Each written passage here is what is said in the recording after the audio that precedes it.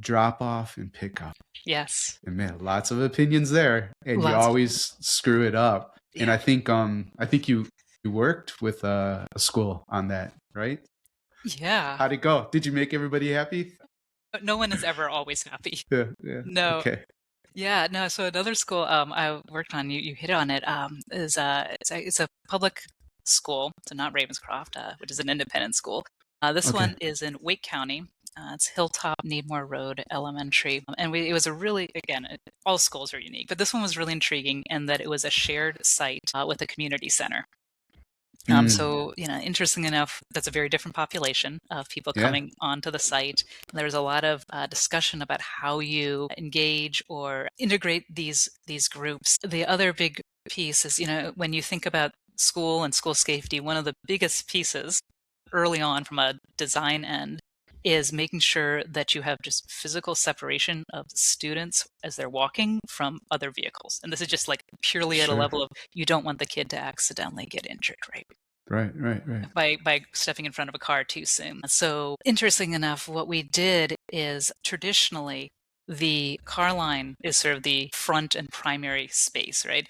But what that does is it gives precedence to families who can take their kids to Mm, school, who have the ability to drive, and the students who were having to ride the bus were dropped off in a less than desirable backdoor location off the back of the building for mhm. school separation. But what we did here at this school is we made sure that there were two primary entrances. And in fact, where the bus drop off happens, that is the entry that also fronts the community center. So it has a very strong prominence to the front of the road so Mhm. that you see that bus drop off, and it has a beautiful canopy with connections out. So there's this beacon that you can see because the school is set a little bit further back from the road that highlights this so that as the students are coming in for their bus drop off, they feel as though they're welcome. They feel as though this is an entry point. At the same time, the other one, the car line drop off, if you have ever sat through car line, there is a enormous number of people driving cars that you may have to be waiting in for pickup and drop off. Mhm. And so that one actually loops off to the side of the building. And by looping off to the side of the building, it met the purely, strategic need of getting enough cars in the line to not have them back out Right. onto the main road. But it also meant that we were not forefronting those who had the ability to drive. So we were thinking about it from a social and a psychological perspective, as well as just the nuts and bolts of your infrastructural. How many Mhm. lines of cars can you fit in here?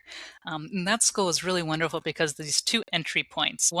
They come in at I would say like perpendicular angles, and they meet right in front of a sort of central gathering area. We called it the bridge. So you would come in from the bus drop off past the gym and the music room, and then the car line drop off comes in off of sort of the side of the admin, and they meet in this beautiful glassy space that allows you to look out onto the courtyard, which is also where outdoor dining happens. So both of these Mm, groups, as they're brought into the space, are immediately greeted with a sense of welcome. And that's mhm. their experience every day as they come into the building.